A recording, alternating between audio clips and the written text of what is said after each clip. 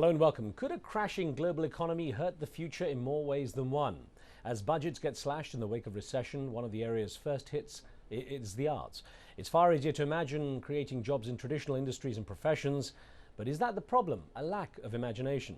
Well, my guest today is a world-renowned expert in developing creativity in groups and in individuals. Professor Ken Robinson has been advising governments, major corporations and a range of cultural institutions from the Royal Shakespeare Company to UNESCO on how to develop innovation and creativity. He joins us today from Los Angeles in California. His latest book, The Element, How Finding Your Passion Changes Everything, discusses the elusive point where your natural talents and personal passions meet, creating the formula for real success. The book also discusses the conditions that are stifling our creativity. So today we ask, are we living up to our potential and are we in our element? Remember, you can join the conversation with your questions and comments. Log on to livestation.com/AJE, enter the chat room and take part. And we also welcome your phone calls on the show. So Ken, welcome back to the show. It's a real pleasure, Riz. Thank you for asking me back. Thank you, sir. Let's start off with this. What is a person's element and how can one accurately find it?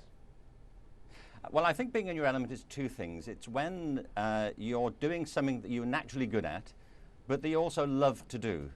Lots of people are good at things they don't much like, and being in your element means that you're not only good, but you love to do it. And there are lots of signs of that. If you're doing something that you're enjoy and you're naturally good at, you find, for example, time moves very quickly.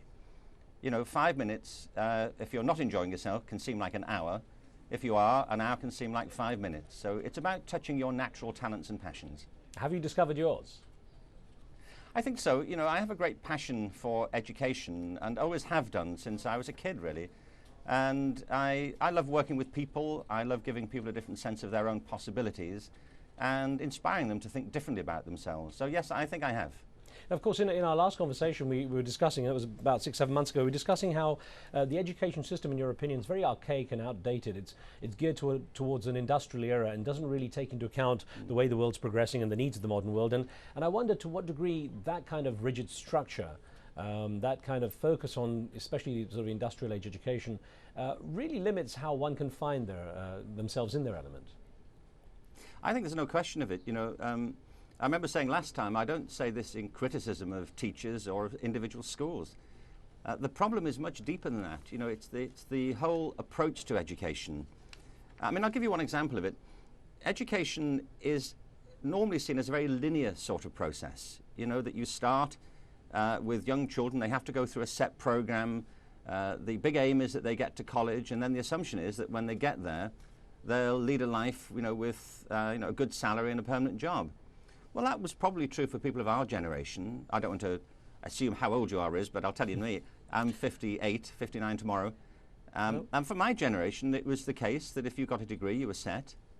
That's not true now. We have more and more college graduates all around the world heading home again, not knowing what to do next and finding they can't get work. It's probably the best single example of how the old model has broken down. And I believe that the arguments for the element of finding real talent in everybody are both important from the point of view of personal fulfillment. I think it's a hard-headed economic argument too, though, now. Well, interesting. You've been quoted as saying we're educating people out of their creativity. In your opinion, what's going to be the long-term impact of that? How are we going to really see that? Well, let me just give you an example. It's something I open the book with to illustrate the fact that all children have fantastic confidence in their own creative abilities. It's a story of a little girl who was in a drawing lesson and she normally didn't pay attention, and in this particular drawing class she did, and the teacher was curious and went over to her and said, "What are you drawing?" And the girl said, "I'm drawing a picture of God." And the teacher said, "But nobody knows what God looks like." And the little girl said, "They will in a minute." Well, I love that, because what it illustrates is that little children up to a certain age have tremendous confidence in their own imaginations and creativity. We're all born with that, a tremendous amount of creative potential. But increasingly we get weaned away from it. And one of the ways it happens is in the way we're educating our children. And the great irony is that given all the uncertainties we face in the world, imagination and creativity are the powers that we'll need probably more than any else to make sense of the future and to engage with it properly. Of course, every student knows there's the pressure of achieving grades. There's a system of scale, there's a system of measurement that exists in just about every education system. And I wonder to what degree that system of measurement, judging how we, I guess we are measured as intelligent, is also failing our ability to measure creativity. Well, it is, there are two things I'd say about this. One is that I'm not against standardized testing in its place. If I go for a medical examination, I want some standardized tests. I really do. I want to know what my cholesterol level is compared to yours and everybody else's.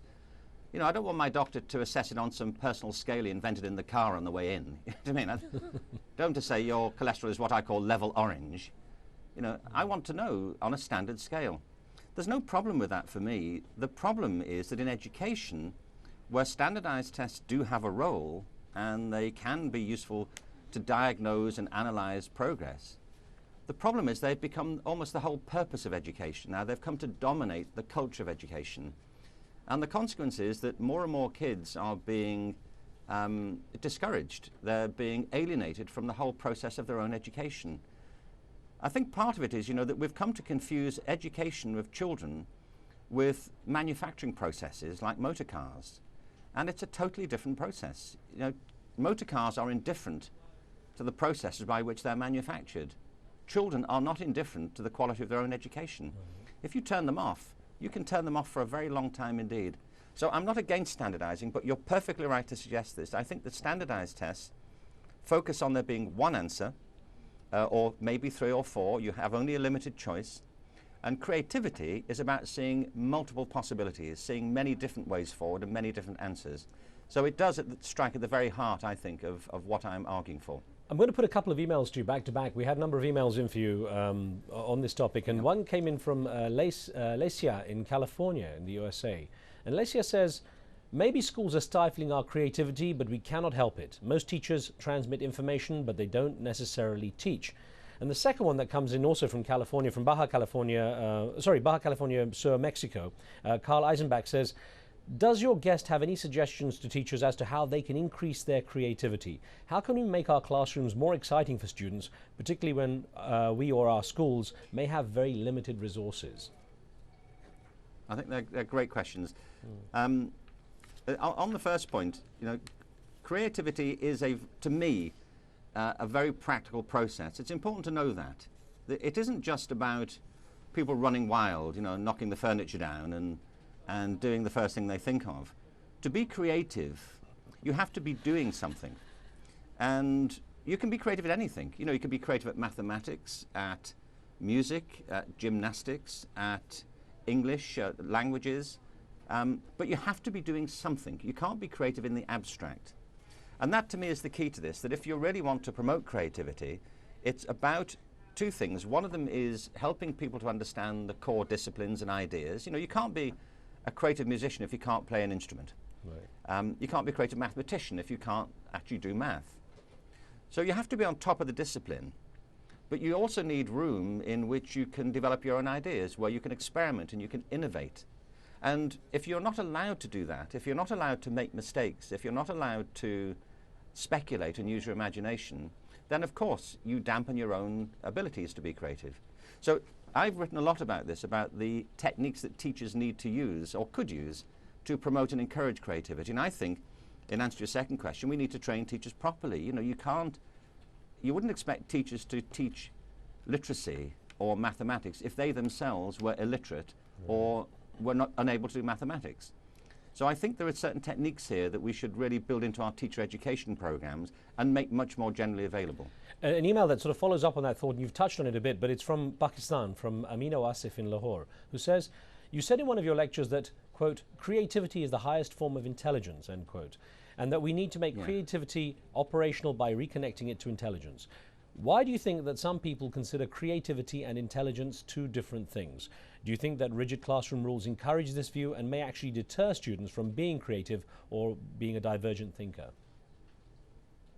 Well, yes. Well, divergent thinking is a very interesting example. Divergent thinking isn't the same thing as creativity, but it's a very important part of every creative process. It's the ability to see lots of possible answers to a question, not just to see one answer.